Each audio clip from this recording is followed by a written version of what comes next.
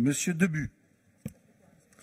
Oui, Monsieur le Président, Monsieur le Vice-président, vous vous félicitez dans ce rapport des investissements de la région pour la sécurisation des transports qui, comme mes collègues l'ont déjà dit, consiste en un déploiement d'une myriade de caméras pour 85 millions, ainsi que du doublement du nombre des agents de la Sûreté Générale, passant de 80 à 160 agents. Deux remarques à ce niveau. D'une part, la prolifération de caméras de surveillance ne peut en aucun cas se substituer à la présence humaine dans nos gares et dans nos trains. La vidéosurveillance est un outil qui n'a aucun sens si elle ne sert pas à rendre plus efficace l'intervention physique sur le terrain. Pour le dire autrement, une caméra surveille, ce qui a déjà été dit, mais ne protège pas. Or, le bilan de la présence humaine est largement déficitaire. Si les effectifs de la SUGE ont doublé, ont progressé de 80 agents, nous avons dans le même temps perdu 200 contrôleurs dans nos trains et une centaine d'agents dans les gares. Nous sommes donc très loin de répondre aux besoins et je dirais même que nous allons dans le mauvais sens. À titre d'exemple, à Saint-Étienne, alors qu'il est urgent de renforcer la présence humaine, notamment le soir, c'est 10 postes qui ont été supprimés. D'ailleurs, même la demande d'avoir une présence continue de la SUGE en soirée a été refusée.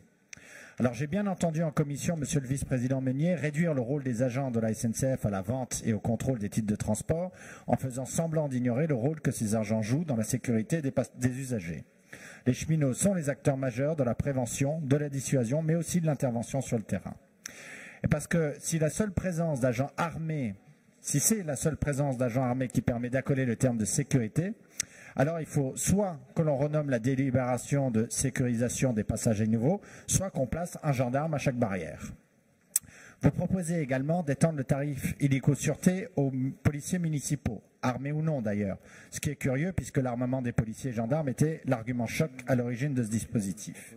Les policiers municipaux en seront heureux, sans aucun doute, mais alors que vous avez pris la peine de nous indiquer que 30% des bénéficiaires du pass illico-sûreté étaient intervenus ou avaient signalé une infraction, je pense que Anne-Julie, sensible qu'elle est au titre autoproclamé de la région la mieux gérée de France, serait ravie d'avoir une estimation du coût de cette extension de gratuité. Et ça, ce n'est pas présent dans le rapport. D'ailleurs, mon groupe aimerait avoir les chiffres précis du coût de ce dispositif depuis sa mise en place, ainsi qu'une véritable évaluation d'impact sur l'évolution du nombre d'actes délictueux dans nos transports.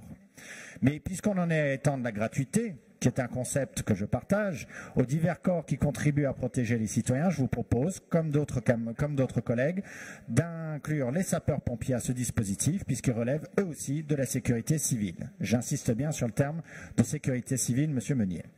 Vous comprendrez donc que nous ne soutiendrons pas cette délibération et que nous vous demandons au contraire d'obtenir de la direction de la SNCF via un amendement à la convention TER l'augmentation substantielle du nombre d'agents dans nos trains et dans nos gares.